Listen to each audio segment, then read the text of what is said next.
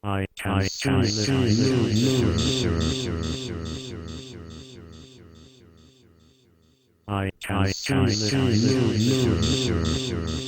long-awaited new millennium was finally upon us, and although it was a time of great celebration, the night was also met with apprehension.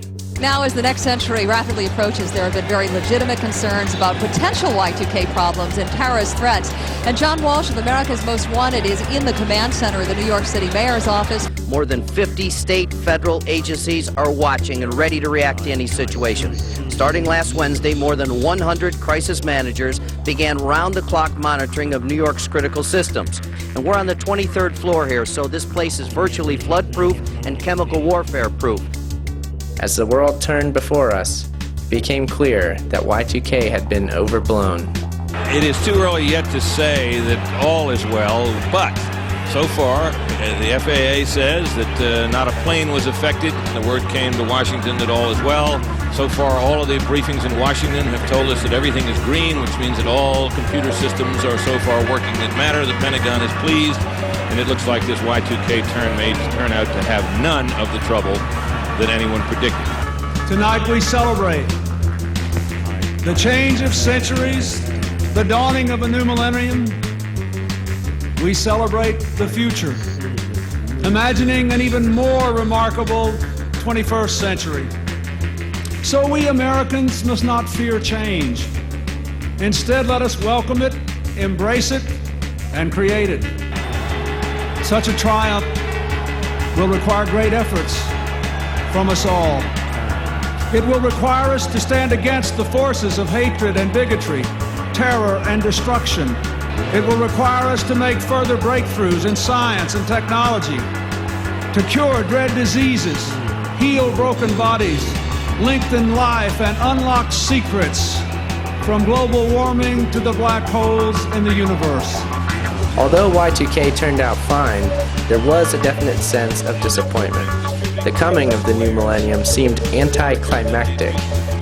There was no discernible difference between the years 1999 and 2000. As the year passed, this feeling only grew stronger, with a presidential election featuring two of the most boring candidates Americans could remember. There was some excitement, as an extremely close election ended in controversy over who had won. But after the dust had settled, the title of Commander-in-Chief went to this guy. Then it was back to business as usual, with George W. Bush as the most boring president in history. I'm working on some initiatives. You'll see, I mean, there'll be some decisions that I will have made while I'm here, and we'll be announcing them as time goes on. 1 year later, something happened that would change the world forever.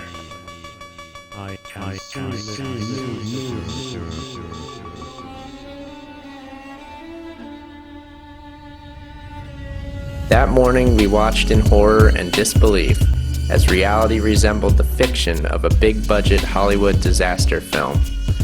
The nation was in shock. How did this happen? Who flew those planes? What are we going to do? These were the obvious questions which demanded answers.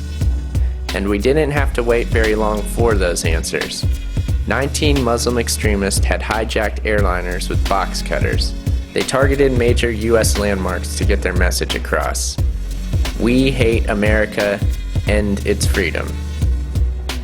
These men had been led by Osama bin Laden, the mastermind behind the anti-American radical Islamic group known as Al-Qaeda. Luckily, American troops had already been amassed in and around Afghanistan, the country where bin Laden was hiding in a cave. As the military went to work in Afghanistan, we the people were asked to make some serious changes at home.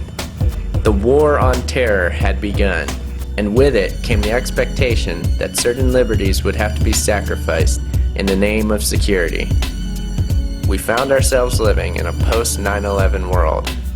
As the world changed all around us, a fanatical form of patriotism offered condolence to those mourning the loss of the now distant good old days. Boredom was a thing of the past. Changes came faster than they ever had before.